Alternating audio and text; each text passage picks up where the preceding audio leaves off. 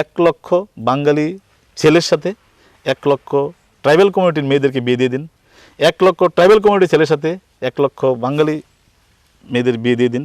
দিয়ে দিলে কী হবে, একটা মার্জ হয়ে যাবে। কিন্তু এখানে একটাই কথা, আমরা ট্যাক্স দিয়ে মরবো আর ওনারা ফ্রি ট্যাক্সে এনজয় করবেন, সেটা হতে পারে না।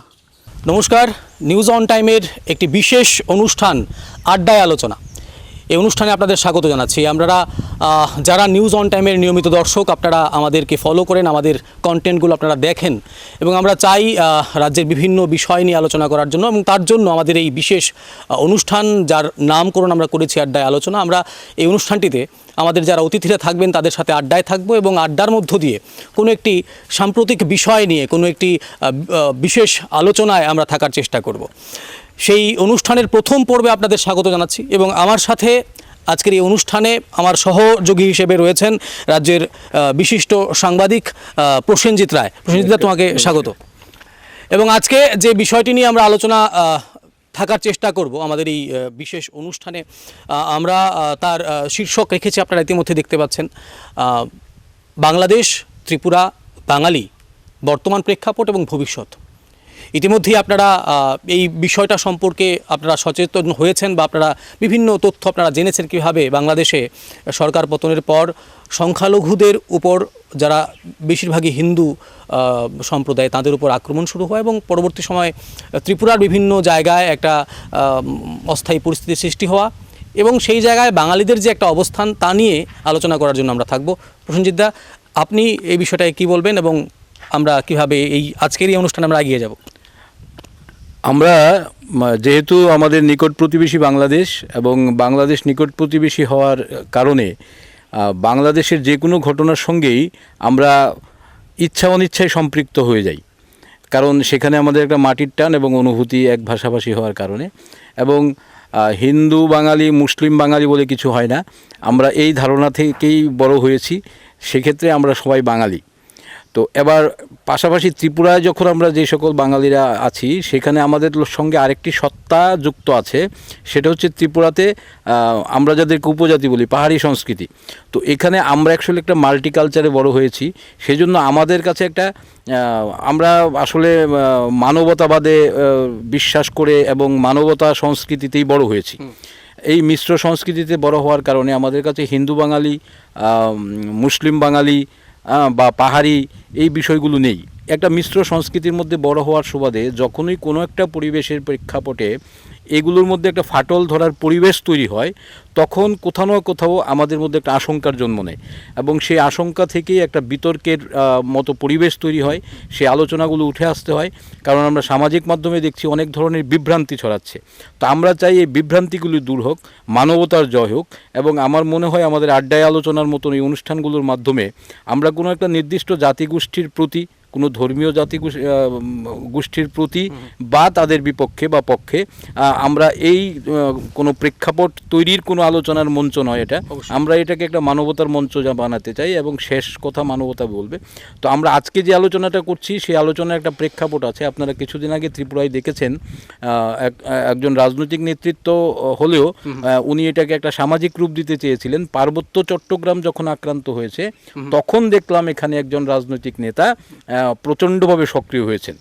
তার আগে যখন বাঙালিরা, আমি আবার হিন্দুরাই বলবো না, কারণ আমাদের কাছে আমাদের হিন্দু সম্প্রদায়ের পাশাপাশি আমি এটাও বলবো, বাংলাদেশের যে রাজনৈতিক পরিস্থিতি প্রেক্ষাপটে বা যে পরিস্থিতিতে সেটা হচ্ছে, আমরা যদি কিছু যেহেতু আমরা সংবাদ মাধ্যমের সঙ্গে যুক্ত আছি, এবং ব্যক্তিগতভাবে আমি নিজে বাংলাদেশের একটি মেইন স্ট্রিমের সংবাদ মাধ্যমের এখানকার আন্তর্জাতিক প্রতিনিধি হিসেবে হয়ে কাজ করছিলাম, আপনারা জানেন।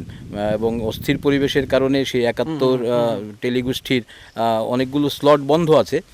তারপরেও আমাদের বিভিন্ন সূত্র মারফত যে বিষয়গুলো, সেখানে শুধুমাত্র হিন্দুরাই আক্রান্ত তা নয়, সেখানে কিন্তু আপনার কিছু ক্ষেত্রে অনেক সম্ভ্রান্ত মুসলিমরাও আক্রান্ত।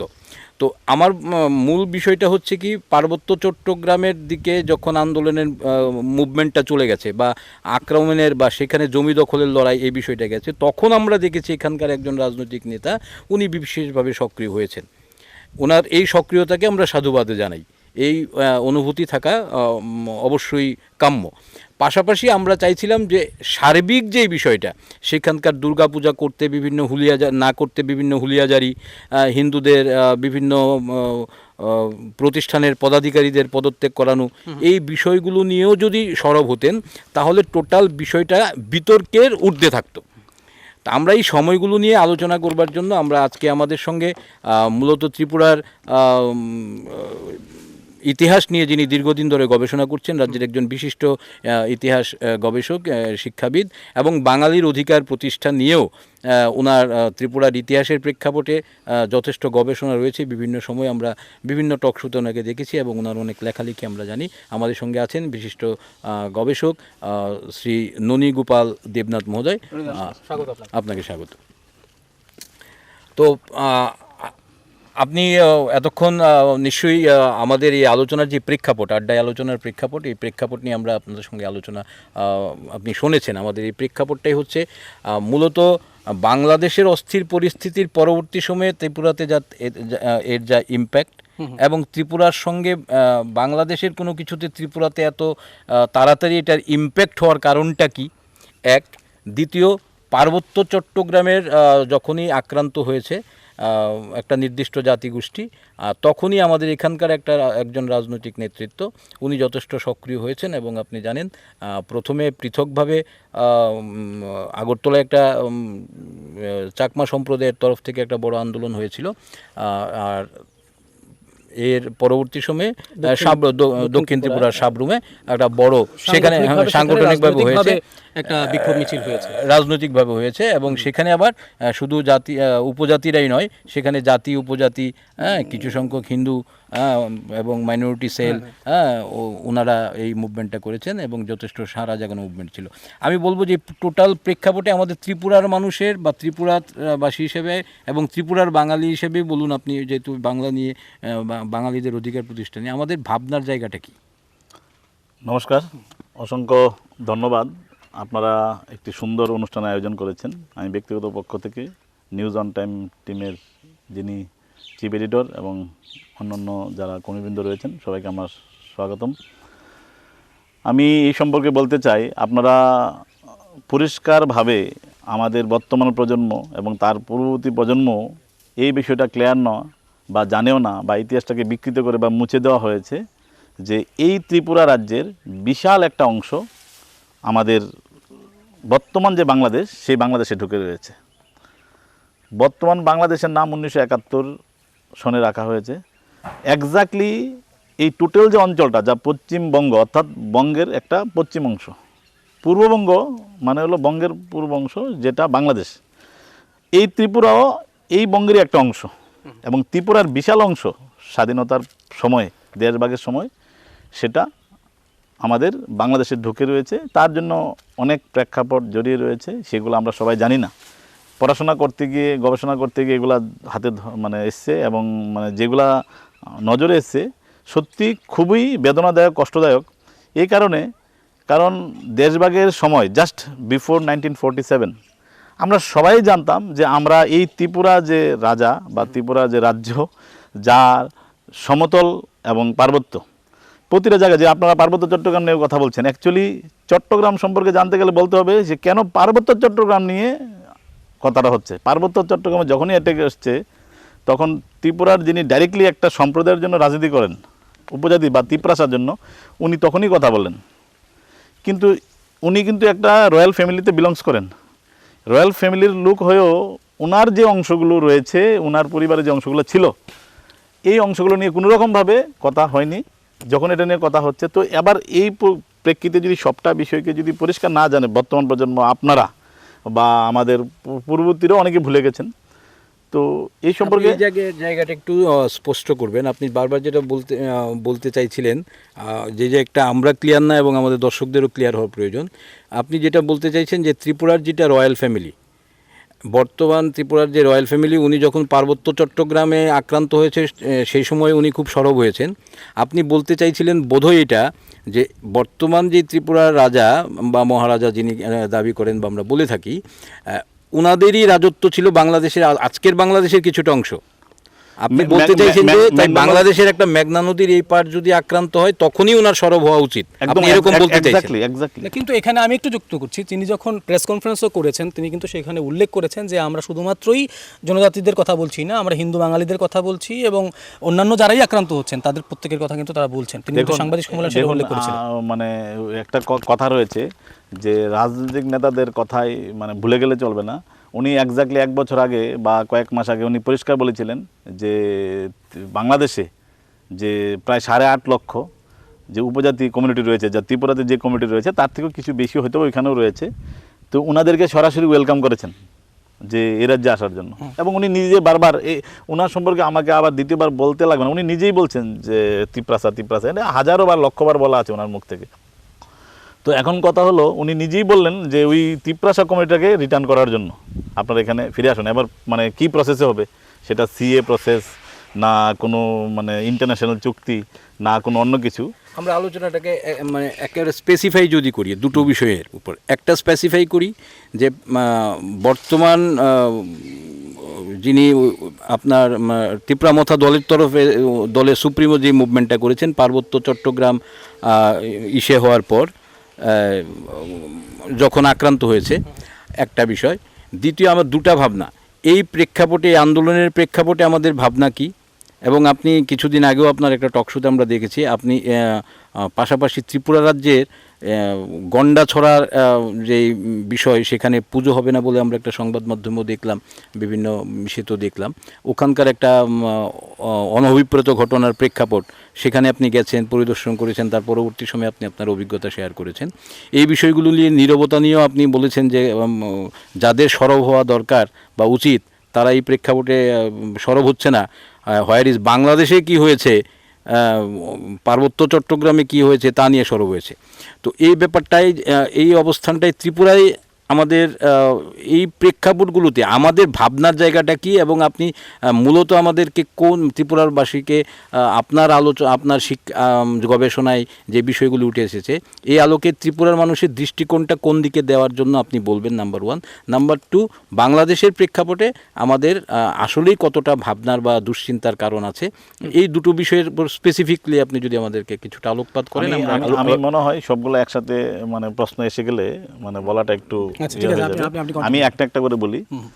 মেঘনা নদীর পূর্ব পার যে বর্তমান বাংলাদেশের ওইদিকে কুশিয়ারা সিলেট অঞ্চলের যে শ্রীমঙ্গল এবং আমাদের মৌলভীবাজার, আর এদিক দিয়ে আস্তে আস্তে আপনার যেমন একটা ফেনী হয়ে যখন সেটা বঙ্গোপসাগরে পড়ে, এই যে অঞ্চলটা ইভেন প্লেন ল্যান্ড চট্টগ্রাম এবং হিলি ল্যান্ড চট্টগ্রাম মানে পার্বত্য চট্টগ্রাম এবং সমতল চট্টগ্রাম, এই সবগুলা অঞ্চল যার স্বাধীনতার ডিক্লেয়ার অর্থাৎ ভারত যেদিন মার্চ করে আর ত্রিপুরা যেদিন মার্চ করে ভারতের সাথে, তার আগের দিন পর্যন্ত সেটা ত্রিপুরা অংশ ছিল অফিসিয়াল গেজেট, এবং সেখানে সব রকমের অফিসিয়াল অর্ডার সেটা আমাদের এই ত্রিপুরা রাজ্য থেকেই। যে অংশটাকে চাকলা রসুনাবাদ বলা হয়, হ্যাঁ চাকলা রসুনাবাদ বলা হয় যে অংশটা, সেটা মূলত ফেনীর এই পাটটা পরে ফেনী থেকে আপনার মৌলভীবাজার হয়ে এদিকে শ্রীমঙ্গল হয়ে তারপরে কুমিল্লা ব্রাহ্মণবাড়িয়া, হ্যাঁ যে অংশটা, হ্যাঁ সেই অংশটা ইভেন নোয়াখালী পর্যন্ত সেটা চাকলা রসুনাবাদ। তো এই যে অঞ্চলটা, সেই অঞ্চলে মানে ভারত যখন ভাগ হয়, আপনি বলছেন যে ত্রিপুরা ওই সময়ে ভারতে মার্চ হওয়ার সময় এই জায়গাটাকে কেন ক্লেম করে না, আপনি এই বিষয়ে ক্লেম করেন? এক্স্যাক্টলি অর্ধেকটা অংশ ত্রিপুরার তা অবৈধভাবে বাংলাদেশ সরকার এনজয় করছে উইদাউট এনি ক্লেম অফ মানে ত্রিপুরা গভর্নমেন্ট। কারণ আপনি একটা সিম্পল কথা বলেন যে ভারত যখন স্বাধীন হয় তখন একটা কন্ডিশন দেওয়া হয়েছিল, সেই কন্ডিশনটা কি, যে অঞ্চলের প্রিন্সলি স্টেটের যিনি কিং, উনার ডিক্লেয়ার মোতাবেকই দেশটা ওই অঞ্চলে যাবে, এক পাকিস্তান, এক ইন্ডিয়া, আরেক তারা নিজেরা ইন্ডিপেন্ডেন্ট। তো এখন ভারতে আর ত্রিপুরার যিনি রাজা ছিলেন উনি অলরেডি 3-4 মাস আগে ডিক্লেয়ার করেছিলেন যে আমরা ইন্ডিয়ার সাথে মার্চ করছি। এই কথা বলার পরেও কেন অর্ধেকটা অঞ্চল, যে অঞ্চলে প্রচুর পরিমাণে হিন্দু কমিউনিটি বাঙালি কমিউনিটি রয়েছে, তাদেরকে মানে অল্টারনেটিভ শেল্টার তাদেরকে শিফটিং না করে তাদেরকে ওই অঞ্চলে তাড়ানো হয়েছে, তাদেরকে ওই অঞ্চলে রেখে আসা হয়েছে। তারপর আপনারা জানেন এই 1947-এর পর থেকে কি পরিমাণ মানে মানুষের উপর টর্চার হয়েছে, মানুষ ঘরবাড়ি ছাড়তে হয়েছে, এবং এই টর্চারটা কিন্তু কমছে না। আজকে এই 80 বছর যদি ধরেন মিনিমাম, আমি যদি বলি 1942-এর মুসলিম লীগের যে চরম আন্দোলন, যে ভারত ভাগ করতেই হবে, এক্স্যাক্টলি যে পজিশনটা, ওই সময় থেকে যে কি অত্যাচার হয়েছে এবং কত মানুষ এসছে, শিফট হয়েছে নিজেদের অঞ্চল, নিজেদের এলাকা, কোনো সিকিউরিটি নেই, কেউ তাদের পক্ষে কথা বলার নেই। তারপরে হঠাৎ করে বীর বিক্রমের মৃত্যু আমাদের 3 মাস আগে দেশ স্বাধীনের, এই পরিস্থিতি আমাদের গার্জিয়ানলেস, কে বিচক্ষণ ব্যক্তি যে স্ট্রং ডিসিশনগুলো নেবে? ভারত সরকারের তরফ থেকে তখন পুরো ভারতবর্ষী ব্যাপী যে একটা মানে উচ্ছৃঙ্খলতা বিশৃঙ্খলতা, এই সময়ের মধ্যে যে কোথায় দিকে কে নজর দেবে, কোনটাকে মানে শেল্টার দেবে, সব মিলিয়ে হয়ে উঠছিল না। তার মধ্যে আমরা হয়ে গেলাম বলির পাঠা। কারা? বিশেষ করে বাঙালি হিন্দু কমিউনিটিরা। তারা কি হলো, তাদেরকে চাকলা রসুনাবাদ অর্থাৎ কুমিল্লা, ব্রাহ্মণবাড়িয়া, নোয়াখালী, সিলেট, ইভেন পার্বত্য চট্টগ্রাম পর্যন্ত এবং সমতল চট্টগ্রামেও আমাদের বিশাল সংখ্যক লোক রয়েছে যারা আমাদের এই অঞ্চলে তাদের জমি সহ আসার কথা। তারা শিফট হবে না। I am dead against of the মানে Hindu communities people those were belongs to in this present Bangladesh. তারা ওখানে শিফটে আসবে না, আমি এটা চাই না। আমি চাই আমাদের জমিটাও আসতে ফিরে।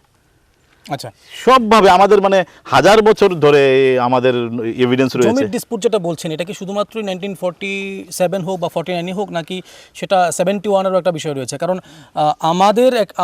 আমার একটা মানে আলোচনাতে টকশোর মধ্যে রাষ্ট্রীয় সাক্ষরতা সমাজ একটা সংস্থা রয়েছে আগরতলাতে, তাদের একটা এভিডেন্সে মানে দেখানো হয়েছে যেভাবে যে 1961-এ একজন টিচারের ট্রান্সফার হয়েছে ফ্রম কুমিল্লা টু আমাদের চরিলাম, ত্রিপুরার। তো ওই ক্ষেত্রে কোথাও না কোথাও সেই এভিডেন্সগুলো থাকে যে কোথাও না কোথাও ভারত সরকারের অধীনে ওই কুমিল্লা অঞ্চলগুলো কিন্তু তখনও কিন্তু মানে সেই জায়গায় ছিল বলে কিন্তু একটা মানে প্রমাণ পাওয়া যায় ওই এভিডেন্সগুলোর মাধ্যমে। অ্যাকচুয়ালি প্রমাণের তো কোনো বিষয় নেই। আপনারা মানে খুব ইন্টারেস্টিং বিষয় এটা, একটু শুনুন ব্যাপারটা। মানে ভারত যখন স্বাধীন হয় তখন স্বাধীনতার সময় সবচেয়ে বড় সমস্যা দেখা দিয়েছিল জিনিসটা, যে ভারতকে মানে দ্বিভাগ অথবা ত্রিভাগ, মানে 2টো ভাগে অথবা 3টে ভাগে ভাগ করতে হবে।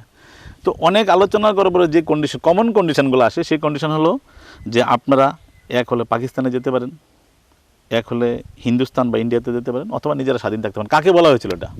বলা হয়েছিল ভারতের তৎকালীন সময়ে 562 জন দেশীয় রাজ্য, প্রিন্সলি স্টেট বা দেশীয় রাজ্য যেগুলো ছিল সেগুলোকে বলা হয়েছে। 562টার মধ্যে 549টা ডাইরেক্টলি বলে দেয় যে we want to merge with India. 13টা চলে যায় পাকিস্তানের সাথে। 3টা নিয়ে ডিসপুট ছিল, হায়দ্রাবাদ, নিজাম, জুনাগড় গুজরাটের, আর হলো কাশ্মীর। কাশ্মীরের রাজা কে ছিলেন? Hari Singh. Hari Singh Hindu, but the people, the প্রজারা তারা ছিল মুসলিম। তারপরও ভারত সরকার কেন পিওকে বা কাশ্মীরকে দাবি করে? এখানে তো গণভোট হয়নি, কেন দাবি করে? লজিকটা কি? লজিকটা ছিল যে ওই অঞ্চলে যিনি রাজা থাকবেন, এই রাজার ইচ্ছা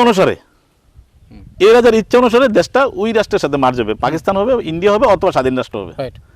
তো ত্রিপুরার রাজা কোথায় এক জায়গায় কোনো ডকুমেন্ট আছে, এভিডেন্স আছে যে উনি বলেছেন যে এটা আমি পাকিস্তানের সাথে যাব?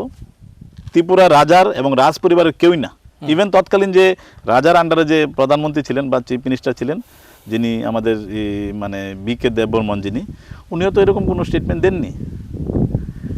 তাহলে এই যে ত্রিপুরা স্টেটের টোটাল খাজনা, ত্রিপুরা মানে কন্ডাক্টিং, যে ওইখানে যদি একটা জমি রেজিস্ট্রি হতো, সেটাও ত্রিপুরার সরকারের নাম থাকতো জমি রেজিস্ট্রি।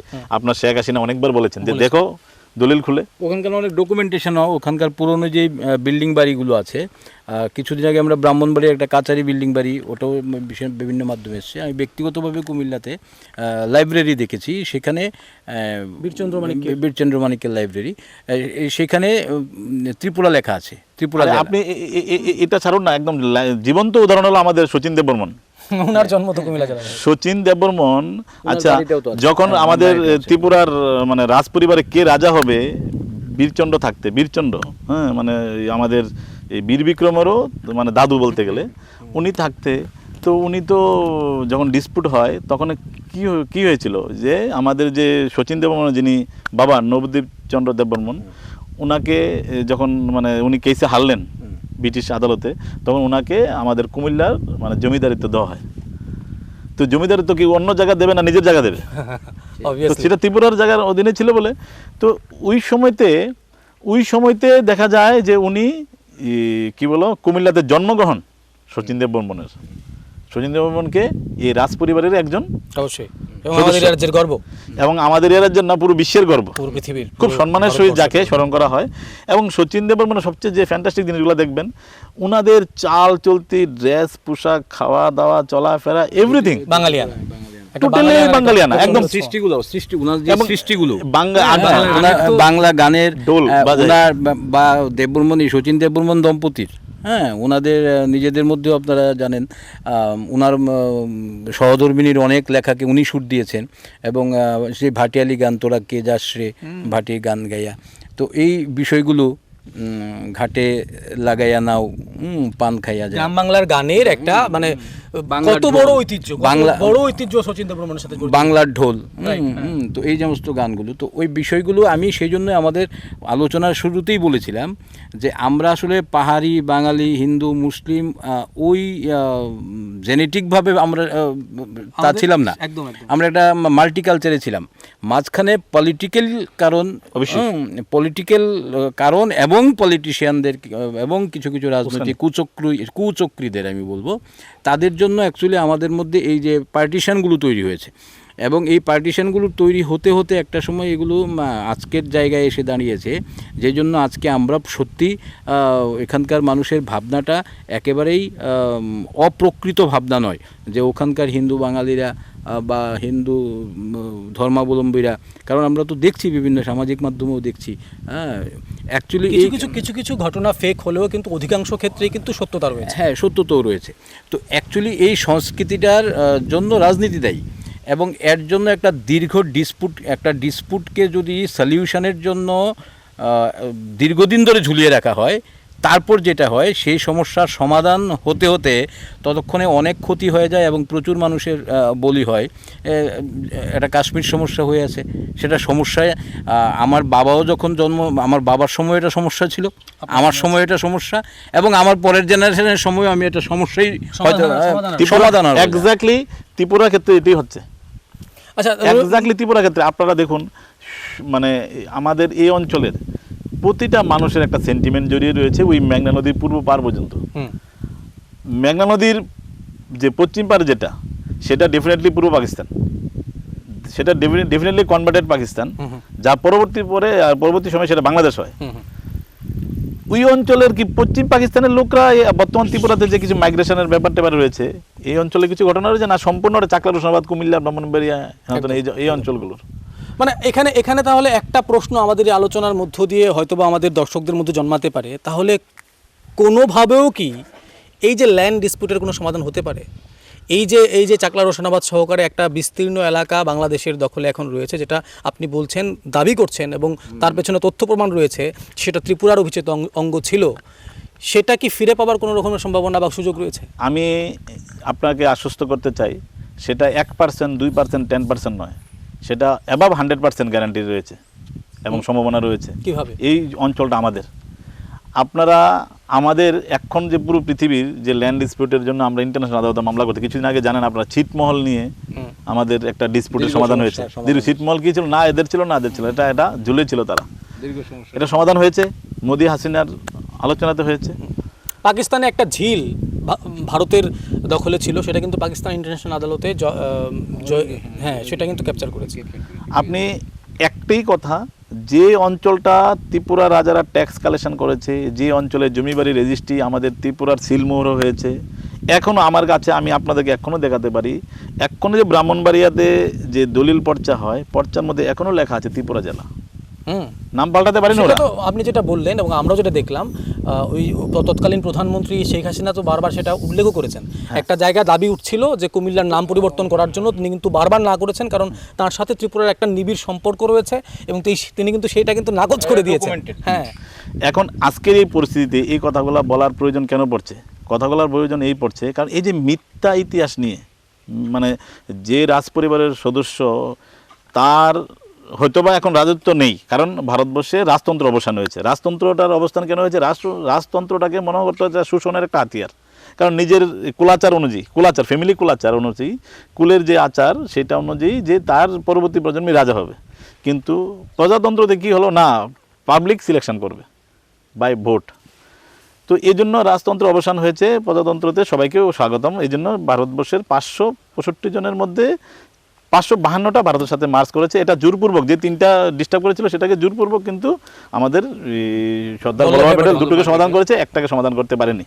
ত্রিপুরা রাজা বলতো আমি স্বাধীন, আমি মার্চ করবো না, দেখতেন তখন বল্লভভাই প্যাটেলের চেহারাটা, দেখতেন যে আর্মি পাঠিয়ে কিভাবে মানে এখন আপনি বলছেন যে ওই জমিটা ভারত যদি চায় ফিরে আসতে পারে ভারতের কাছে, অবশ্যই ফিরে আসতে পারে, কারণ এটা অন্যায়ভাবে হয়েছে না, এটা কোনো রকম ভাবে আপনি যখন সম্পূর্ণ চাকলা রসনাবাদ সহকারে সম্পূর্ণ এলাকার কথা বলছেন, অন্যদিকে কিন্তু প্রদ্যুৎ কিশোর দেববর্মন তিনি কিন্তু শুধুমাত্র পার্বত্য চট্টগ্রামকে ফিরে পাওয়ার কথা বলছেন। হ্যাঁ, এই পার্বত্য চট্টগ্রামকে ফিরে পাওয়া নিয়ে আপনারা দেখলাম একটু আগে আমাদের প্রহনজিৎ দাও বললেন যে ওনাকে সাধুবাদ জানায়। আমি অবশ্যই মানে যদি শত্রুও যদি কোনো ভালো প্রস্তাব দেয় আমি সাধুবাদ জানাই, কিন্তু এখানে আমি ওনাকে সাধুবাদ জানানোর মানে মেন্টালিটি দেখতে পাচ্ছি না, কারণ ওনার এখানে রয়েছে একটা বিরাট বড় ষড়যন্ত্র।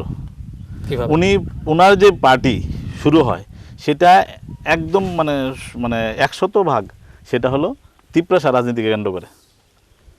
উনি নিজেই বলেছেন যে 1 ইঞ্চি জমিও দেওয়া হবে না। যখন কেউ একজন আবেদন করলো যে আমাদেরকে এডিসির মধ্যে আমাদেরকে পাট্টা দেওয়া হোক, আপনারা দেখলেন এটা অলরেডি মানে সোশ্যাল মিডিয়াতে বা চ্যানেলে এসছে, তখন বলে 1 ইঞ্চি জমিও বাঙালিদেরকে দেওয়া হবে না। এই পার্বত্য চট্টগ্রামের গল্পটা কেন বলা হচ্ছে? দেখুন, পার্বত্য চট্টগ্রামের মধ্যে দুটি ইন্টারেস্ট রয়েছে। একটা ইন্টারেস্ট হলো যদি পার্বত্য চট্টগ্রামকে ভারতের সাথে অ্যাড করা যায় বা ত্রিপুরার সাথে অ্যাড করা যায় বা ওই অঞ্চলের লোকগুলোকে যদি ট্রান্সফার করা যায়, কারণ 70% ল্যান্ডে তো জমি মানুষ থাকে না এডিসি যে এরিয়াতে, ওইখানে যদি আনা যায় 8.5-10 লক্ষ লোক, তাহলে ত্রিপুরার যে এমএলএ সিট, একটা ডেমোগ্রাফিও চেঞ্জ হবে। ডেমোগ্রাফি চেঞ্জ হওয়ার পরে কি হবে, রাজনৈতিক পট পরিবর্তন হয়ে যাবে। ত্রিপুরাতে এখন 20টা ডাইরেক্টলি রয়েছে তিপ্রাসা বা ট্রাইবেলদের হাতে, 40টা রয়েছে বাংলাদের হাতে। অ্যাসেম্বলি সিটের কথা বলছি। এর মধ্যে যদি ওরা যদি এসে যায় তাহলে 40টা হয়ে যাবে তিপ্রাসাদের। তাহলে গভর্নমেন্ট এনি হাউ ফর্ম করতে পারবে। আপনি এর মধ্যে আপনি বলছেন যে উনার এই যে মুভমেন্ট, তার মধ্যে আন্তরিকতার থেকে রাজনৈতিক অভিসন্ধি অবশ্যই। উনি তো বারবারই মানে দেখুন আরো অভিসন্ধি আরো ইন্টারেস্টিং হয় এটা বলছি। এই যে কিছুদিন আগে যে বিশ্বমোহন জামাতের থেকে শুরু করে যে ফেক কতজন যে উগ্রপন্থীরা যারা সারেন্ডার করলো, এই সারেন্ডার যে করলো, এই সারেন্ডারের ঠিকানাটা কোথায় ছিল, ওদের আস্তানা কোথায় ছিল, ওরা কোথায় থেকে ত্রিপুরাতে নাশকতা চালিয়েছে? Purely that was Hili Chittagong. কিন্তু আপনি যেটা ফেক বললেন, মানে এখানে তো বর্তমান সরকার শান্তি চুক্তির কথা বলছেন, কেন্দ্রীয় সরকারের সাথে একটা শান্তি চুক্তি হয়েছে, যেখানে আমি এই ক্ষেত্রে বলি পার্বত্য চট্টগ্রামেও কিন্তু একটা শান্তি চুক্তি হয়েছে সেখানকার বাংলাদেশের সরকারের সঙ্গে। পার্বত্য চট্টগ্রামও যখন অস্ত্র ধরেছিল ওখানকার নিজেদের আদিবাসী জনজাতি দাবি করে, তারাও কিন্তু অস্ত্র ধরেছে। ত্রিপুরা যেরকম একটা দীর্ঘ সময় সন্ত্রাসবাদীদের দৌড়াতে অস্থির ছিল এবং পরবর্তী সময়ে আমি অন্তত এরকম 15টা সারেন্ডার দেখেছি। মাস সারেন্ডার 3-4টা, আর বাকি ছোটোখাটো প্রচুর সারেন্ডার দেখেছি। এবং প্রচুর আমার 2000 থেকে আমার সাংবাদিকতার শুরু, এবং প্রথম আমার সাংবাদিকতার এই 2-3 বছরে আমি অন্তত 4 থেকে 5টা গণহত্যা বিভিন্ন সময় কভার করেছি। তো আমরা এই রাজ্য যেরকমভাবে উগ্র সন্ত্রাসের দৌরাত্মে ছিল, পার্বত্য চট্টগ্রামও ছিল, এবং পার্বত্য চট্টগ্রামও শান্তি চুক্তি হয়েছে। আপনি শান্তি চুক্তির কথা বললেন, তো এই চুক্তিটা আপনি সেটা কি পজিটিভ? আমি পজিটিভ বলা না, আমার কিন্তু একটু মাঝে মাঝে মানে এই জাতীয় শান্তি চুক্তি বা এই জাতীয় শব্দগুলো যখন হয় বা সারেন্ডার এগুলো হয়, তখন আমার মধ্যে একটা মানে স্লাগার হাসি। আপনি যদি এটাকে আমার খুশির হাসি আপনি ধরে নিতে পারেন, কিন্তু সেক্ষেত্রে আমি নিজে জানি যে আমি কেন হাসছি। তো এই সকল শান্তি চুক্তির বিষয় নিয়ে আমার যথেষ্ট সন্দেহ আছে, এবং পার্বত্য চট্টগ্রামেও কিন্তু আমি জাস্ট মনে করিয়ে দিলাম আপনাকে যে আমাদের এখানে যেরকম শান্তি চুক্তির মাধ্যমে বিশাল বড় প্যাকেজ দেওয়া হচ্ছে, এবং এইবার অন্তত সাংঘাতিকভাবে এই বিষয়টাকে কিন্তু সমালোচনা করছে। আপনি নেটিজনরা বিশেষভাবে সমালোচনা করছে। রাজনৈতিক বিষয় অনেকেই প্রকাশ্যে এসে বলতে চান না, কিন্তু এবার আমি অন্তত দেখলাম যে 584 জন, শুনলাম আরও কয়েকজন হবে, তাদের জন্য যে 250 কোটি টাকার প্যাকেজ ঘোষণা করা হয়েছে, একসঙ্গে প্রথমেই তাদের ব্যাংকে 4 লক্ষ টাকা দিয়ে দেওয়া, 6,000 টাকা করে মাসে দেয়া, এই যে বিষয়টা, এইবার অন্তত এই সারেন্ডার নিয়ে যেভাবে মানুষের মধ্যে একটা বিরূপ প্রতিক্রিয়া লক্ষ্য করা গেছে, অতীতে কিন্তু এরকম হয়নি। তো তাই স্বাভাবিকভাবেই এই সকল শান্তি চুক্তি বা এগুলো দিয়ে আসলে আমাদের মূল যে সমস্যা, এই সমস্যা সমাধানের পথে কতটা এগুচ্ছে তা সঞ্জিত নিয়ে দা সো কোল্ড বলছেন আপনি, আর অবশ্যই সেটা আজকে প্রায় 20 বছর যে আমাদের এখানে উগ্রপন্থা সমস্যা নেই, তারপর হঠাৎ করে এতজন মানুষের সারেন্ডার নিয়ে একটা অবশ্যই আপনি যেটা বলছেন সমালোচনা হচ্ছে শুধুমাত্র নেটিজেনদের মধ্যে না। আরেকটা জিনিস একটু বলি যে 20 বছর ধরে সন্ত্রাসবাদী কার্যকলাপ নেই এখানে, যারা সারেন্ডার করেছে ওরা যদি তার আগের সারেন্ডার মানে তাদের উগ্রপন্থা জীবনে থাকে, আমি অন্তত 2-4 জনকে দেখেছি যাদের বয়স 30+ হবে মাত্র। তো 20 বছর ধরে কোনো ইনসার্জেন্সি নেই, আর ও সারেন্ডার উগ্রপন্থীর বয়স যদি হয় 30, হ্যাঁ আমি 1-2 মহিলাকেও দেখলাম 30+ই হবে। তো তাহলে আমরা ব্যাপারটা কীরকম একটু হাস্যকর ফিসি লাগছে না? ননীবাবু কি সেম মানে মনোভাব প্রকাশ করেন প্রসেনজিৎদার সাথে? এক্স্যাক্টলি আমার যে এই ব্যাপারে যে মনোভাবটা দেখুন, এটা হলো মানে কিছু লোককে সুবিধা পাওয়ার জন্য যে নানান ধরনের নাটক মঞ্চস্থ করা হয়, এই সুবিধা পাইয়ে দেওয়ার জন্যই এই নাটকটা মঞ্চস্থ হয়েছে। তার পাশাপাশি এই যে সারেন্ডার উগ্রপন্থী যাদেরকে আমরা বলছি, তাদের একটা বড় অংশের যে আস্তানা ওই সময়কার বিশ্বমনের সময়ে, এই যে আস্তানা সেটা কিন্তু পার্বত্য চট্টগ্রামে ছিল। এখন আপনারা দেখছেন পার্বত্য চট্টগ্রামে যখন বাংলাদেশের মিলিটারি যখন হানা দিচ্ছে তখন অনেক অস্ত্র পাচ্ছে। আমি এইখানে একটা শুধু প্রশ্ন করতে চাই, দেশভাগের পর থেকে প্রচুর পরিমাণে বাঙালিরা মার্ডার হয়েছে, খুন হয়েছে, মানে অপহরণ হয়েছে, লুট হয়েছে, মা বোনেদের দর্শন হয়েছে, তারপরও একজন বাঙালি কেন এখন পর্যন্ত অস্ত্র নিল না?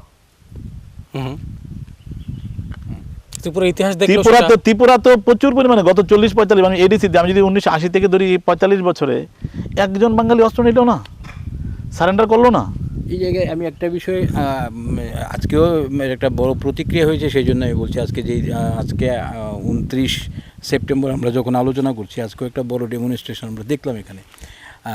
আমরা যে বিশালগড় মহকুমাতে প্রচুর ইনসার্জেন্সির ঘটনা ঘটেছে এবং বিশালগড় মহকুমা সম্পূর্ণ সিপাহীজলা জেলা এবং বিশালগড় মহকুমাতে বেশি, হ্যাঁ বিশালগড় মহকুমার একটা বিস্তীর্ণ এলাকা, হ্যাঁ অবিভক্ত বিশালগড় মহকুমা, কারণ জম্পুই জেলা পরবর্তী সময়ে মহকুমা হয়েছে। তো আজকেও প্রচুর সংখ্যক উদ্বাস্তু, বাঙালি উদ্বাস্তু অসহায়ত্ব জীবনযাপন করছে, মানবতর কয়েক হাজার আজকে ওনারা প্রতিবাদ আন্দোলনও করলেন। তো আমরা আসলে এই বিষয়টি নিয়ে তখন দুশ্চিন্তার কারণ হয়ে যায় যে, এবং মানুষ প্রশ্ন তুলে যখন যারা সশস্ত্রভাবে একটা নির্দিষ্ট জাতিগোষ্ঠীকে এলাকা ছাড়া করলো, তাদের ভূমি বাড়ি বিভিন্নভাবে বেদখল হলো, এবং ওই লোকগুলো আজকে ঠিকানাহীন, কর্মসংস্থানহীন, অনিশ্চয়তায় ভুগছে, তারা বঞ্চিত। যদি সমান্তরালভাবে তাদের জন্য একটা বিবেচনা করতো সরকার, ভারত সরকার, রাজ্য সরকার এবং বিভিন্ন রাজনৈতিক দলগুলো, দেখি যে অন্তত নির্বাচনের আগে এই উদ্বাস্তু কমিটি এগুলো নিয়ে একটা আলোচনার হাইপ উঠে তার পরবর্তী সময়ে। তো এই বিষয়টা তখনই মানুষ সন্দেহের আবহ তৈরি হয় যখন যারা অস্ত্র হাতে নিয়ে যাদেরকে বিতাড়িত করলো তাদের পুনর্বাসনের জন্য একটা বড় প্যাকেজ হচ্ছে, যারা ক্ষতিগ্রস্ত, যারা পৈতৃক ভিটে ছেড়ে আসতে হলো। এবং সবচেয়ে বড় বিষয়, আমরা যে আরেকটি এইরকম পরিস্থিতির মধ্যে ননীবাবু কিছুদিন আগে সেখানে ঘুরে এসছেন, আমরা এই প্রসঙ্গে ওনার কাছ থেকে একটু জেনেব। এবং সেই সমস্যার আরেকটা খুব কাছাকাছি সময়ের উদাহরণ আছে আমাদের গন্ডাছড়া। একদম, মানে আমি ননীবাবুর কাছে আসছিলাম যে এই যে গন্ডাছড়ার প্রেক্ষাপটে যদি আমরা আসি, যে গন্ডাছড়া যে ঘটনাটা ঘটেছে এবং তা নিয়ে সরকারের যা পদক্ষেপ, অবশ্যই আমরা বলতে পারি যে কোথাও না কোথাও সরকার চাইছেন যে এই বিষয়টা নিয়ে কোনো রকমের আগামী দিনে যাতে এরকম কোনো অপ্রীতিকর ঘটনা না ঘটে, সে ঠিক আছে। কিন্তু আস্থা অর্জনের যে একটা জায়গা তৈরি করা, আস্থা অর্জনের, কারণ ওইখানে এরকম একটা পরিবেশ পরিস্থিতি, এখানে পুনর্বাসন না পাওয়া, তাদের আন্দোলন করা উদ্বাস্তুদের, এবং পাশাপাশি একই সময়ে হুট করে এরকম কি পরিস্থিতি হলো, হ্যাঁ যে হঠাৎ করে এত বড় একটা বিশাল প্যাকেজে আরও সবচেয়ে বিষয়, রাজ্যের বিশিষ্ট সাংবাদিক, আমাদের সিনিয়র দাদা অগ্রজব্রতী মানসদাও বলেছেন এবং উনি হতাশা ব্যক্ত করেছেন যে যেখানে সারেন্ডারের প্রক্রিয়াটা সম্পন্ন করা হলো 7ম ব্যাটালিয়ন, এই ব্যাটালিয়নের সবচেয়ে বেশি, এবং আমি নিজে সংবাদ সংগ্রহ করতে ওই সময় গেছিলাম, সেটা আমার সাংবাদিকতার উষাকাল হীরাপুরে বিশ্রামগঞ্জ থানাধীন অমরেন্দ্রনগরের এই দিকটায়, এই ব্যাটালিয়নেরই 20 জন, ও তারা নিরীহ পানীয় জল আনতে ক্যাম্পের জন্য, একদম, যেখানে যেখানে তাদের যাওয়ার সময় মৃত্যুবরণ তাদেরকে হয়েছে। মৃত্যুবরণ করতে হয়। তো এই সময়ে দাঁড়িয়ে ওই জাতীয় সমস্যাগুলো, গন্ডাছড়ার মতন এই সমস্যাগুলোকে সমাধান করে তারপর যদি এই প্যাকেজগুলো আলোচনা হয়, তাহলে আপনি কিছুদিন আগে আপনি গিয়েছিলেন গন্ডাছড়া, আমরা যে প্রেক্ষাপটটা জানতে চাইবো আপনার কাছ থেকে। আপনি গিয়েছেন এবং সেখানে যারা ক্ষতিগ্রস্ত প্রায় 200-র মতো ফ্যামিলি, যারা ম্যাক্সিমামই বাঙালি হিন্দু ফ্যামিলি, তাদের জন্য আপনি কিছু ত্রাণ সামগ্রীও সেখানে দিয়েছেন, আমরা যেটা দেখেছি। আপনি সেখানে গিয়ে বাস্তব অভিজ্ঞতাটা কি দেখলেন? দেখুন, আমার কাছে বারবারই ফোন আসছিল, তো যাওয়ার পরিস্থিতি ছিল না, মানে যেতে দিচ্ছিল না। যখন এটা নর্মালাইজ বলে গভর্নমেন্ট বলছে যে নর্মাল হয়ে গেল, হ্যাঁ আমরা গেলাম। আমি সকাল থেকে একদম রাত পর্যন্ত ছিলাম, আমরা বাড়িতে ফিরতে ফিরতে প্রায় 12টা বাজে। তো ওইখানে যে পরিস্থিতিটা সত্যি তা অত্যন্ত বেদনাদায়ক এই সেন্সে যে আমাদের যেই সব মানে বাঙালি কমিউনিটির লোকেরা ওইখানে মানে ডিপ্রাইভ হলো, মানে অত্যাচারিত হলো, তাদের মানে অবাক হবেন, তাদের যে বয়ান, তাদের যে মানে বক্তব্য, সেটা হলো যে পার্শ্ববর্তী যে পাশের বাড়ির যে যারা আমাদের এসটি কমিটির লোকেরা রয়েছে, গাড়ি ভর্তি করে, গাড়ি নিয়ে এসে বাড়ির সব জিনিসপত্র গাড়ি ভর্তি করে লুট করেছে, লুট করে ঘরের ভিতরে পেট্রোল বোমা ফেলে দিয়ে পুরো বাড়িটাকে জ্বালিয়ে দিয়েছে। এরকম একটা দুটো নয়, কয়েকশো। আপনি একটা জিনিস খুব লক্ষ্য করে দেখুন, এই মানে গত বছর নভেম্বর মাসে একটা বাঙালি লোক খুন হয়, যাকে বাইক দিয়ে তাকে পিষে মেরে ফেলা হয় গন্ডাছড়ায় বাঙালি করেছে এসটি কমিটির লোকেরা। কিন্তু কোনো বাঙালিরা কিন্তু কোনো অ্যাক্সিডেন্ট ছিল, অ্যাক্সিডেন্ট বা যাই হোক, আমি যেটাই বলি খুন বলে যারা বলি, কারণ তার কোনো বিচার হয় না, তাকে কোনো জেলে পুরা হয়নি, তাকে লকআপে এখনো নেওয়া হয়নি, বা অন্য এই বিষয়টাকে নিয়ে কোনো ধরনের অপ্রীতিকর ঘটনাও ঘটেনি না। ওইখানে লোকেদের বক্তব্য তাকে ওয়ান কাইন্ড অফ মার্ডার। তো দেখা গেল কোনো বাঙালিরা তো কোনো ধরনের গন্ডগোল বা কোনো ধরনের হাতে অস্ত্র তুলেনি বা কারোর বাড়িঘর জ্বালেনি। গেল কিছুদিন আগে আমরা গত 21 তারিখ বা 20 তারিখের দিকে আমরা গেলাম ইয়াতে গন্ডাছড়াতে। তখন দেখলাম যে খুব থানার আশেপাশে ভিড়, লোকেদের ভিড়, কারণ গত 2 দিন আগে নাকি একজন রিয়াং কমিউনিটির সম্ভবত, হ্যাঁ ওখানে নাকি মারা হয়েছে, রিয়াং নামে একটি ছেলেকে মারা হয়েছে নারিকেলগঞ্জে। তো কারা মেরেছে নাকি বন্ধুদের সাথে চাকমা এবং রিয়াংদের মধ্যে কোনো একটা ঝামেলা হয়েছিল, তো মারা হয়েছে। এটাকে কেন্দ্র করেও কোনো ধরনের দাঙ্গা হয়নি, কোনো বাড়িঘর জ্বালানো হয়নি, বাড়িঘর লুটপাটও হয়নি, মারাও হয়নি। তাহলে পরমেশ্বর রিয়াং যিনি মানে এই যে আনন্দমেলাতে মানে কোনো একটা বিতর্ককে কেন্দ্র করে মারপিট হওয়ার পরে 4-5 দিন পরে মারা গেলেন, এবং সঙ্গে সঙ্গে যারা এই ঘটনার সাথে জড়িত তাদের সবাইকে পুলিশ অ্যারেস্ট করলো। মৃত্যুর 2 ঘন্টার মধ্যে একদম মানে সবগুলা বাড়িঘরকে জ্বালানো হয়েছে। 30 কিলোমিটার দূর থেকে রাস্তার মধ্যে বড় বড় গাছ কেটে ফেলে রাখা হয়েছে, যাতে পুলিশ বা আর্মস মানে এক্সট্রা যে আর্মস ফোর্স রয়েছে, প্যারামিলিটারি রয়েছে, কোনো ধরনের অ্যাকশন যাতে না ঢুকতে পারে, যেদিক থেকে ঢুকবে সেই রাস্তাগুলোকে বড় বড় গাছ কেটে ফেলে দেওয়া হয়েছে। আমি একজন টিএসআর সাথে কথা বললাম, উনিও আমাকে বললেন যে স্যার আমরা যেতে 12 ঘন্টা লেগে গেল, আমরা বাঁচাতে পারলাম না। মানুষগুলো বলছেন যে টিএসআররা যখন আসলো তখন কান্না করছে ওনারা, যে আমরা কিছু করতে পারলাম না। মানুষ বলছে আমাদেরকে গুলি করে মেরে দিন, আমাদেরকে আর বাঁচিয়ে রাখছেন কেন, আমাদের তো কিছু নেই থাকার। আপনি দেখুন গাড়ি করে বড় বড় মানে বোলেরো গাড়ি বা এমন ট্রাক গাড়ি করে এনে বাড়ির থেকে সব জিনিসপত্রগুলোকে জোরপূর্বক তো উঠিয়ে নিয়েছি, তার পাশাপাশি মারধর করা, বোম মারা, আগুন জ্বালা, মানে সবগুলো করেছে, এরকম করে কয়েকশো পরিবার। তাহলে এটার পিছনে আপনি কী দেখবেন? সম্পূর্ণ একটা বাঙালি বিদ্বেষী মনোভাব, যে আজকে হোক কালকে হোক এখান থেকে আমরা তাদেরকে উৎখাত করবো, এডিসিকে সম্পূর্ণ বাঙালি শূন্য করবো। এই বিশ্ববন্ধু বোমা টার্গেটটা কী ছিল? বিশ্ববন্ধু বোমা এই টিএসআরদেরকে কেন মারল? কারণ টিএসআর একমাত্র এই আজকে যদি ত্রিপুরাতে ন্যূনতম শান্তি আসে সেই টিএসআর জন্য, ওনাদের অবদান। যে টিএসআরগুলোকে মার্ডার করা হলো যে ক্যাম্পের, যে ব্যাটালিয়নের, সেই ক্যাম্পের মধ্যে আবার ওদেরকে সারেন্ডার। আপনি ভাবেন জওয়ানদের কি রক্ত টকবক করবে? তারা কি ভুলে যাবে? তাদের ইউনিফর্ম পরে, তাদের টুপি পরে, কি বড় সেই অশোকস্তম্ভ, কি বড় অন্যায় হচ্ছে। এই মানে মানস পাল উনি বক্তব্যতে বললেন যে অল আর কালপ্রিটস, অল আর ক্রিমিনালস, অল আর গুনস, সবগুলো গুন্ডা মাফিয়া, সবগুলো মার্ডারার। তাদেরকে ফাঁসির কাস্টে না ঝুলিয়ে, তাদেরকে ওপেন মানে শুট অ্যান্ড সাইট না করে তাদেরকে পুরস্কার দেওয়া, স্টেজে তুলে তাদেরকে পুরস্কার দেওয়া হচ্ছেটা কি? আমরা কি বলির পাঠা নাকি যে যখন ইচ্ছা হয় তখন নাকি বাঙালিদেরকে মেরে কেটে আপনার ঘরবাড়ি জ্বালিয়ে দেবেন? আচ্ছা, আমরা যদি গন্ডাছড়ার প্রেক্ষাপটে দেখি যে এখানে যারা মানে 165টা ফ্যামিলি, গন্ডাছড়া বলছেন, আমি সংশোধন করি, আমরা গন্ডাছড়া শুনে বড় হয়েছি, কিন্তু সম্প্রতি এই গন্ডাছড়া গন্ডা তুইসা হয়ে গেছে। হ্যাঁ, এটা একটা দূষণ, এটা একটা দূষণ। আচ্ছা, এখানে যেটা আমি বলছিলাম যে গন্ডাছড়া এবং প্রসঞ্জিতার কথা আমি গন্ডা তুইসাও বলছি, ঠিক আছে। সেখানে যে ফ্যামিলিগুলো শরণার্থী শিবিরে ছিল প্রায় 165 ফ্যামিলি, তাদেরকে সরকারের তরফ থেকে সেখানে প্রায় 3 লক্ষ টাকা করে সহযোগিতা করা হয়েছে এবং সব ধরনের ব্যবস্থা, সেখানে পরিবেশ এখন শান্ত, সরকার প্রশাসন থেকে তরফ থেকে দাবি করা হচ্ছে। তারপরেও কিন্তু তারা বাড়িতে ফিরে যেতে চাইছেন না। এই বিষয়টা কিন্তু উঠে আসছে। তারা এখনও শরণার্থী শিবিরে রয়েছেন, সরকারের তরফ থেকে শরণার্থী শিবিরের ব্যবস্থাগুলো তুলে দেওয়া হচ্ছে। হ্যাঁ, তুলে দেওয়া হচ্ছে তাদেরকে, মানে যে ফ্যাশনিংগুলো হতো এগুলো দেওয়া হচ্ছে না। এবং আরেকটা বিষয়, সেখানে আমরা যে খবরটা পেলাম যে ওনাদেরকে বলা হচ্ছে যে ওনারা যেন দুর্গাপূজা আয়োজন করে ওখানকার ক্লাবগুলো, তাদেরকে ফিনান্সিয়ালি তাদেরকে অ্যাসিস্ট্যান্স করা হবে দুর্গাপূজা করবার জন্য। যে একটা শান্তির পরিবেশ সেখানে রয়েছে, সেটা সরকার বারবার দাবিও করছে এবং এটা দেখাতেও চাইছে, কিন্তু আস্থা অর্জন করতে পারছে না। তারপরেও প্রশ্ন হচ্ছে কেন আস্থা অর্জন করতে পারছে না? আস্থা কেন অর্জন হচ্ছে না? এক্স্যাক্টলি চিত্রটা কি দেখুন, যখন আমি জিজ্ঞাসা করলাম যে আপনারা কি সরকার থেকে আপনাদের টাকা পয়সা দিয়েছে, বলছে হ্যাঁ আমাদেরকে 25,000, 90,000 বা আরও কিছু মিলে ধরুন প্রায় 3 লাখ টাকা তাদের ব্যাঙ্ক অ্যাকাউন্টে ঢুকেছে। বললো স্যার অনেকে আমরা পেয়েছি, তার মধ্যে কিছু আবার যারা উপযুক্ত না, যাদের কিছুই হয়নি, তারাও পেয়ে গেছে ফাঁকতালে। আবার এরকম রয়েছে যাদের অনেক কিছু পুরো হলো, তারা জাস্ট 50,000 টাকা পেয়েছে, তারা আবার 3 লাখ টাকা পায়নি। মানে সঠিক সার্ভেটা কিছু কিছু ক্ষেত্রে ভুল হয়েছে বা বঞ্চিত হয়েছে, কিন্তু তারপরেও ইন জেনারেল ম্যাক্সিমাম মানুষ 3 লাখ টাকা করে পেয়েছে।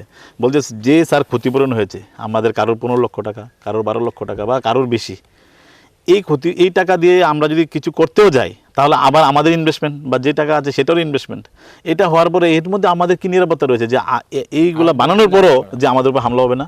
কারণ হামলা করার পরে কোনো ধরনের কাউকে এখন পর্যন্ত অ্যারেস্ট করা হচ্ছে না, তাদের বিরুদ্ধে শক্ত আইন আনা হচ্ছে না, তাদেরকে শক্তভাবে তাদেরকে শাস্তি দেওয়ার কোনো বিধান নেই। আপনারা দেখলেন এখন পর্যন্ত কোনো ধরনের আপনাকে রিপোর্ট পেলেন, লিস্ট পেলেন?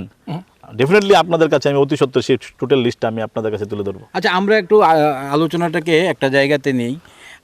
আপনি দীর্ঘদিন ধরে নিয়ে গবেষণাও করছেন এবং আপনি বারবার যখনই বাঙালিরা আক্রান্ত হচ্ছে, বিভিন্ন প্রাতিষ্ঠানিকভাবে হোক বা সাংগঠনিকভাবে হোক, আপনি বিভিন্নভাবে তাদের সহযোগিতা করবার পাশাপাশি তাদের পাশে দাঁড়াচ্ছেন। আমরা আসলে সমস্যা নিয়ে কথা বললে সারা দিন বলা যাবে, অনেক সময় বলা যাবে। এই বর্তমান যে একটা পরিস্থিতি তৈরি হয়েছে, সে পার্বত্য চট্টগ্রাম বলুন, বাংলাদেশ বলুন, ত্রিপুরার গন্ডাছড়া বলুন, সেখানে কিছুদিন আগে NLFT সারেন্ডার এর কথা বলুন, সব কিছু মিলে কেন্দ্রের অবস্থা, রাজ্যের অবস্থা, সব কিছু মিলে আমরা যদি আলোচনা করি, এই আলোচনাকে দীর্ঘায়িত করা যাবে এবং আমরা রাজ্যের বিভিন্ন প্রান্তে যাব, যারা এই বিষয়গুলো নিয়ে চর্চা করেন তাদের সঙ্গে আমরা কথা বলবো।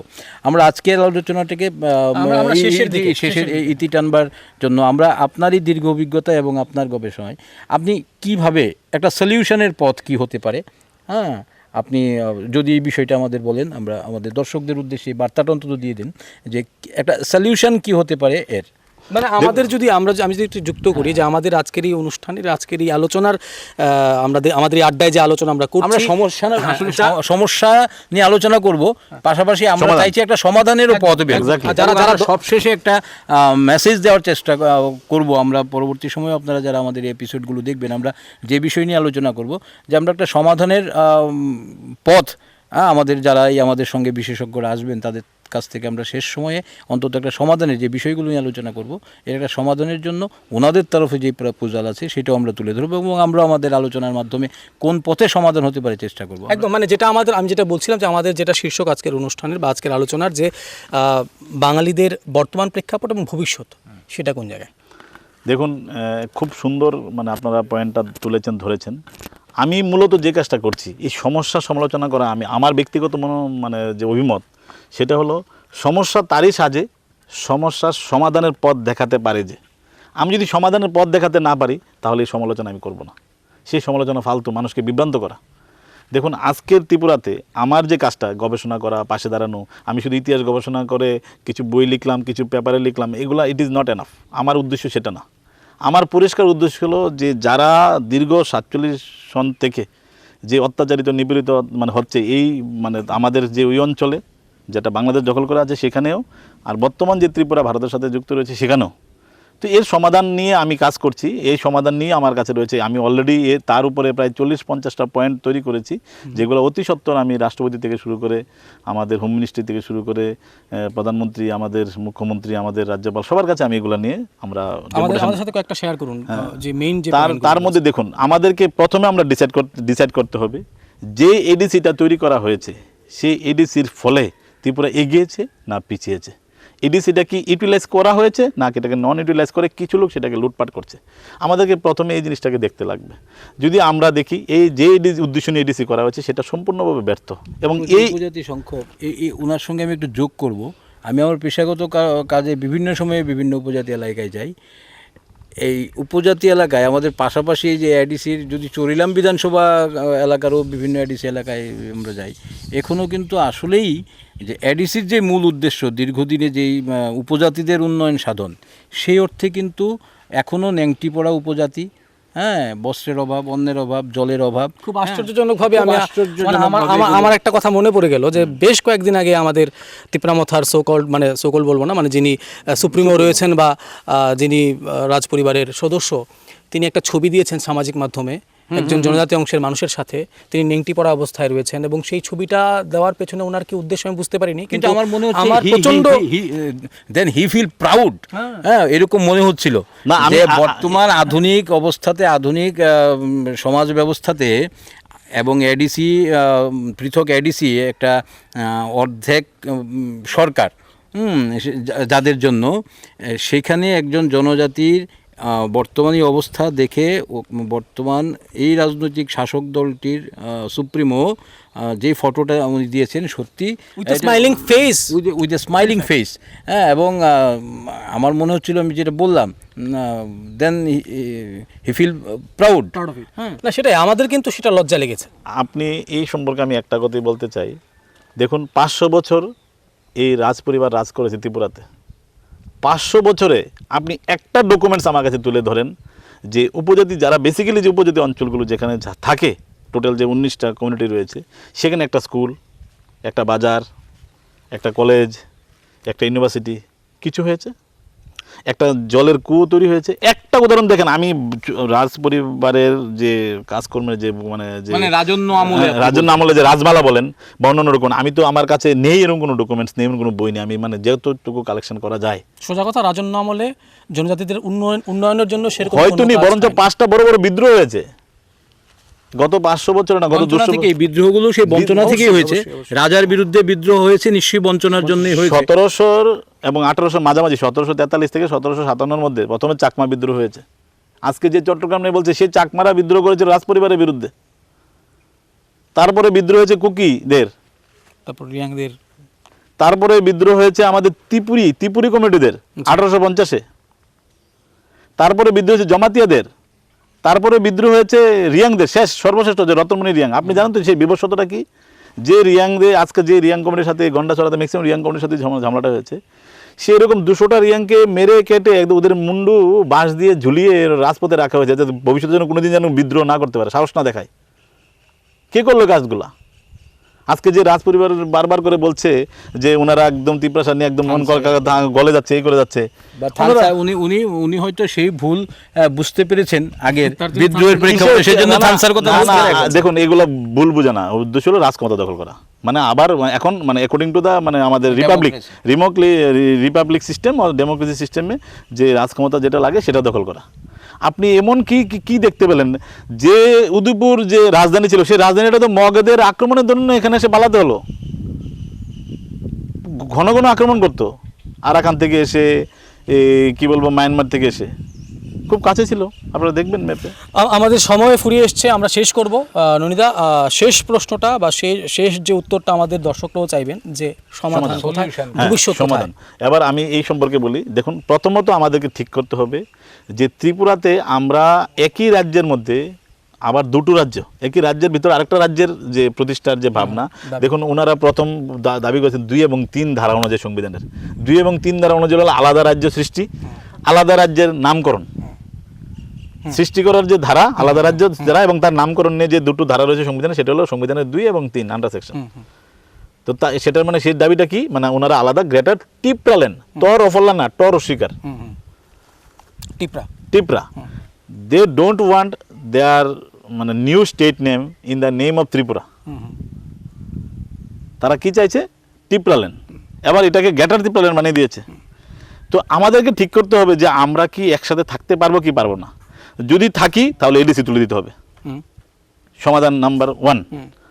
যদি সময় মিলিতভাবে থাকি, যদি মনে করি না আমরা বাঙালি একসাথে থাকবো, ওয়েলকাম। কিন্তু জনজাতিরা অনেক বছর যাবত তারা পিছিয়ে আছেন, বঞ্চিত, সেটাও বাস্তব। না, তাদের উন্নয়নের ক্ষেত্রে যেহেতু- আমার কথা শুনুন না, আমি তো বলছি তাদের উন্নয়নের জন্য তো এডিসি হলো।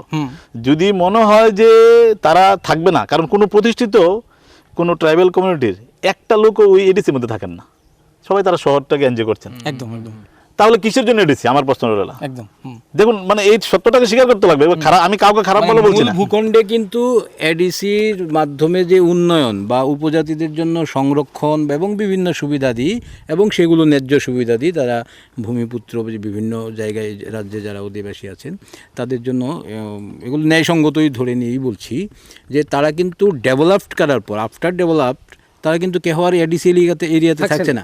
এবং আপনি আমি খুব কাছাকাছি, আপনি বিশ্রামগঞ্জ বাজার থেকে আপনি এবার বিশ্রামগঞ্জ রেল স্টেশনের দিকটায় যাবেন, ওখানকার বিভিন্ন বাড়িঘরগুলো দেখবেন, নির্মীয়মান বাড়িঘরগুলো দেখবেন, প্রাসাদোপম বাড়িঘর হচ্ছে, প্রাসাদোপম বাড়িঘর জনজাতিদের হচ্ছে, দেখে ভাল লাগছে। কিন্তু ওনারা ওই এডিসি এরিয়াগুলো থেকে বেরিয়ে আসছেন। আপনি আগরতলায় যান, ওইদিকে অক্সিলিয়াম, ডনবস্কো স্কুল, নন্দননগর, ওই এরিয়াতে বলতে চাইছেন যে এই বিষয়গুলো প্রমাণ করছে যে এডিসিতে অ্যাকচুয়ালি হ্যাঁ তাদের উন্নয়নে কাজ হচ্ছে না, কাজ হচ্ছে না, তারাও থাকতে চাইছে না। থাকতে চাইছে না। তারা যদি থাকতে না চান তাহলে এডিসিটা কার জন্য? এটা কি একটা রাজনৈতিক ফন্দি না? একটা অস্থিরতা সৃষ্টি করে না? এখানে চিরকাল বাঙালিদেরকে দেখুন, মেন্টাল নিরাপত্তা দরকার। সোশ্যাল নিরাপত্তার জন্য যেমন দুর্গাপূজা হচ্ছে না গন্ডাছড়ায়, যেমন মানুষ বাড়িঘর বানাতে পারছে না, সোশ্যাল মানে সিকিউরিটি নেই, কিন্তু তার পাশাপাশি ওদের মেন্টাল নিরাপত্তা নেই না। যে কোনো সময় মানে আমরা এই স্টেটে সিকিউর না, সবগুলো আইন আমাদের বিরুদ্ধে। তাহলে একটা পয়েন্ট এডিসি হলো, আরটা কি হতে পারে? দ্বিতীয় হলো, যদি ওনারা বলছেন না যে আলাদা চান, তাহলে জনসংখ্যার যে অনুপাত, আমরা যদি জনসংখ্যার অনুপাতটাকে 1931-এর যে সৌমেন্দ্রচন্দ্র দেববর্মনের যে জনসংখ্যার অনুপাত, যদি যে সেন্সাস রিপোর্ট বানিয়েছে সেটা যদি দেখি, পার্বত্য চট্টগ্রাম দেখি, আর যদি আমরা যদি যে প্লেনল্যান্ড, যেটা চাকলা রোশনাবাদ বা আমাদের ত্রিপুরার যে সমতল ত্রিপুরা যেটা ধরি, এগুলা যদি ধরি, তাহলেও আমরা দেখি যে যদি সবটা ত্রিপুরাকে ধরি, তাহলে এই ত্রিপুরাতে ট্রাইবেলদের বা এসটিদের জনসংখ্যা হলো মাত্র 2.5%, 2.5%। That is 900 century. মানে অখণ্ড ত্রিপুরা বলছেন আপনি, অখণ্ড অখণ্ড ত্রিপুরা। আর যদি খণ্ডিত ত্রিপুরা বলেন, যে পার্বত্য ত্রিপুরা বলেন, সেই পার্বত্য ত্রিপুরাতে ওনাদের পার্সেন্টেজ হলো 1931-এর আগেও ওনারা 50-এর নিচে, মানে সংখ্যাগরিষ্ঠ তখনও বাঙালি। আর যে আজকের অনুপাত ধরেন, তাহলে সেটা হলো 30% and 70%। তাহলে আমি আজকের অনুপাতে যদি ধরি, বলবো যে 30% ল্যান্ড দিয়ে তাদেরকে আলাদা রাজ্য দিন, বা আলাদা এডিসি বানান, এডিসিটাকে রিফর্ম করুন, বা আলাদা রাজ্যই বানান, কিন্তু সেটা যাদের জনসংখ্যার অনুপাত অনুসারে। জনসংখ্যা উল্টো হয়ে আছে। দেখুন, ভারতের আদালতে ধরুন আমরা 3 ভাই, আমরা যদি আমাদের বাবার জায়গা সম্পত্তি যদি আমরা যদি আদালতে মামলা করি, আদালত কি দেবে? আপনাকে বেশি দেবে, আপনাকে বেশি দেবে, আমাকে বেশি দেবে, সমান অধিকার দেবে। তাহলে কীভাবে সমান অধিকার? যে আপনি একজন, আপনি এক অংশ পাবেন। তো যদি আমরা যদি ভারত সরকারের যদি যে ন্যায়, ইকুয়ালিটি যে আমাদের সংবিধানে রয়েছে, সেই অনুসারে 30% জমি ওনারা পেতে পারে, কিন্তু 70% জমি হয়ে রয়েছে। তো ওনাদের জন্য 30% জমি আলাদা রাজ্য হোক বা আলাদা এডিসি হোক। এডিসি হলে ওনাদেরকে এডিসিতেই থাকতে হবে, আলাদা রাজ্য হলে ওদেরকে আলাদা রাজ্যতেই থাকতে হবে। আবার এখানে এসে আবার 187 ধারা টিএলআর অ্যাক্ট, যেটা মানে আমাদের জমি, এখানে এসে আমাদের জমি কিনতে পারবে, আমরা আবার এই জমি কিনতে পারবো না। তাহলে এটা কি হলো? মানে মরার উপরে আবার ঘা। once a land is tribal, না, once a land if purchased by the tribal, that is that land will be the permanent for the tribal community, for the tribal communities। এটা আর দ্বিতীয়বার বাঙালিরা কিনতে পারবে না। তো এই যে কালো আইনগুলো, এই যে মানে নেগেটিভ যে লগুলো রয়েছে, রুলসগুলো রয়েছে, সেগুলোকেও বাতিল করতে হবে। তার পাশাপাশি ব্যাকলগ রোস্টার, যে মানে আমাদের যে রিজার্ভেশনের ফেসিলিটিগুলো, প্রমোশনের ফেসিলিটিগুলো, সেগুলো এই অঞ্চলে ওনারাও পেয়ে যাচ্ছেন। রিজার্ভেশনটা তাহলে এডিসিতে থাকুক ওনাদের, রিজার্ভেশনটা আমাদের প্লেনল্যান্ডে কেন আসবে? আমরা তো বহিরাগত না, আমরা তো এই অঞ্চলের, এই রাজ্যের, এই আমাদের ট্যাক্স দিয়ে সব কিছু, এই পুরো মানে রাজন্য আমলটা চলেছে প্লেনল্যান্ডের ট্যাক্স দিয়ে। বলতে চাইছেন যে ওনারা ডাবল বেনিফিশিয়ারি হচ্ছে। একটা এডিসিতেও ওনারা তাদের একতরফা যা বেনিফিটসগুলো ওনাদের, এবং নন এডিসি এরিয়ার বিভিন্ন বা রাজ্য সরকারের যেই সুবিধাদি, ওইখানে ওনাদের যে রিজার্ভেশন, হ্যাঁ ওটা, তাহলে ওনাদেরকে আপনি ডাবল বেনিফিশিয়ারিজ বলছেন, এবং আপনি চাইছেন যে এটা নির্মূল হোক। দেখুন, যেহেতু আমি হিন্দু কমিউনিটিকে বিলংস করি, আমি একজন সনাতনী, যেহেতু আমি বাঙালি, আমি তো আমার ডিএনএ আমি চেঞ্জ করতে পারবো না, এটা আমার ইনবর্ন ইনস্টিংক্ট। এক্ষেত্রে যেহেতু আমি বঞ্চিত হচ্ছি, যেহেতু আমাদের পূর্বপুরুষরা বঞ্চিত হয়েছে, আমি বঞ্চিত হচ্ছি, আমাদের ভবিষ্যৎ প্রজন্মের কোনো গ্যারান্টি নেই। যেরকম অবস্থা তৈরি হয়ে রয়েছে, এই অবস্থাতে আমি দাঁড়িয়ে বলবো যে আমি আমাদের পক্ষেই কথা বলবো, কারণ আমি আমার চাইবো আমার ভবিষ্যৎ প্রজন্মের সিকিউর হোক। এই ক্ষেত্রে এই আইনগুলো যদি বাতিল না হয় তাহলে সমাধানের রাস্তা দেখছি না। আর যদি তারপরে যদি বলেন যে না অনেক হয়েছে, জাতিগত ভেদ, কেউ ট্রাইবাল, উনি যদি 100বার টিপরাসা বলতে পারেন, আমি 100বার আমারও অধিকার রয়েছে আমি নিজের বাঙালির জন্য, আমার হিন্দু বাঙালির জন্য কথা বলার। এই অধিকার আমাকে কেউ চিনে নিতে পারবে না। আমাকে যদি অ্যারেস্ট করতে হবে তার আগে রাজপরিবার সদস্যকে অ্যারেস্ট করতে হবে, যে উনি কেন বারবার টিপরাসা দিতে পারেন। উনার বংশের কোথাও কোনো ধারাতে রাজা কোনোদিনই টিপরাসা নেই, নিজেকে কোনোদিনই বলেননি যে অ্যাজ আই এম মানে এসটি কমিউনিটি। সবসময় বলেছে আমি ক্ষত্রিয় চন্দ্রবংশীয়। সেটা কার দেওয়া, কোথা থেকে পেলো ওটা? আবার হঠাৎ করে ওনারা পাল্টে যায়, 10বার টাইটেল পাল্টাবে। ওনারা রাজপরিবার হয়ে কী করে উপজাতি সুবিধা বুক করে? ওনারা ইনকাম ট্যাক্স, আমি ইনকাম ট্যাক্স দিতে আমার জান বেরোচ্ছে, আমার আগামীকালকে লাস্ট ডেট, আমার এদিকে কাজ করছে, আর ওনারা এনজয় করবেন। এই সব ফালতু আইনগুলো তো চলতে পারে না। আজকেও কালকে আমরা সরব হবো, রাস্তায় নামবো, আমরা ধর্নায় বেরবো, আমার অনুষ্ঠান করবো, জেলে যেতে হবে জেলে যাবো, আমরা যদি মৃত্যুবরণ করতে মৃত্যুবরণ করবো, কিন্তু ভবিষ্যৎ প্রজন্মের জন্য সিকিউর একটা ফিউচার দিয়ে যাবো আমরা। এই জন্য যদি তারপরে যদি কেউ এসে বলে যে না অনেক হলো জাতপাত, অনেক হলো হিন্দু মুসলমান, অনেক হলো ট্রাইবাল বাঙালি, তাহলে এক্ষেত্রে সলিউশন কি? আমি বললাম সলিউশন, খুব সুন্দর সলিউশন রয়েছে। আপনারা প্রতিষ্ঠিত 1 লক্ষ বাঙালি ছেলের সাথে 1 লক্ষ ট্রাইবাল কমিউনিটির মেয়েদেরকে বিয়ে দিয়ে দিন। 1 লক্ষ ট্রাইবাল কমিউনিটির ছেলের সাথে 1 লক্ষ বাঙালি মেয়েদের বিয়ে দিয়ে দিন। দিয়ে দিলে কী হবে? একটা মার্জ হয়ে যাবে। সদাশিব যেরকমভাবে একটা পুরো ইন্ডিয়াতে একটা মানে মার্জেশন করেছিলেন, মাতা গৌরী, মাতা কালী, মাতা গঙ্গা সবাইকে নিয়ে যে এই যে আমাদের মধ্যে ভেদাভেদ যেন দূর হয়, এরকম যদি সরকারের তরফ থেকে উদ্যোগ না হয়, দরকার হলে তাদেরকে ইনসেন্টিভ দেওয়া, যাদের উগ্রপন্থীকে দিয়ে কী লাভ হবে? ওরা মার্ডারার, ওদেরকে নিয়ে সিংহাসনে বসাচ্ছে। যারা ঐক্যের বন্ধন স্থাপিত করবে, এরকম যদি কি স্টেপ নেই কোনো, তাদেরকে দরকার হলে জমি দেওয়া হোক, তাদেরকে সরকারি কোনো বেনিফিট, চাকরি, লোন বা এককালীন টাকা দেওয়া হোক, দিয়ে একটা একাকার করে দেওয়া হোক, আর এই জাতিগত বিভেদ তুলে দেওয়া হোক। আমি definitely as a human being আমি বিশ্ব মানবতায় বিশ্বাসী। আমি চাই এই ভেদাভেদ দূর হোক। কিন্তু যদি দেখি ভেদাভেদ নিয়ে রাজনীতি করছে, কোনো দল এইগুলো নিয়ে কথা বলছে না, দিনের পর দিন বাঙালি হিন্দুরা মরছে, বাংলাদেশেও ত্রিপুরাতেও কেউ কথা বলছে না, বাধ্য হচ্ছে আমরা কথা বলতে, আমাদের উপায় নেই, আমি তো মারা যাবো এই কারণেই। তো এই জন্য সমাধান সব দিকে রয়েছে। যদি ওনারা চান একসঙ্গে থাকবে, সুন্দর সমাধান রয়েছে। যদি থাকবেন না, তাতেও সমাধান রয়েছে। কিন্তু এখানে একটাই কথা, আমরা ট্যাক্স দিয়ে মরবো আর ওনারা ফ্রি ট্যাক্সে এনজয় করবেন, সেটা হতে পারে না। তো আমরা আমাদের আলোচনা শেষ করছি। ননিদা, খুব অনেক ধন্যবাদ আপনাকে অংশগ্রহণ করার জন্য, এবং অবশ্যই প্রসেনজিৎ আপনাকে ধন্যবাদ। আমরা একটা বিস্তৃত আলোচনা করলাম এবং সমাধানেরও 2-3টে প্রস্তাব আমাদের আলোচনার মাধ্যমে উঠে এলো। সবাইকে ধন্যবাদ। আপনারা চোখ রাখুন নিয়মিত নিউজ অন টাইমের পর্দায়। নমস্কার।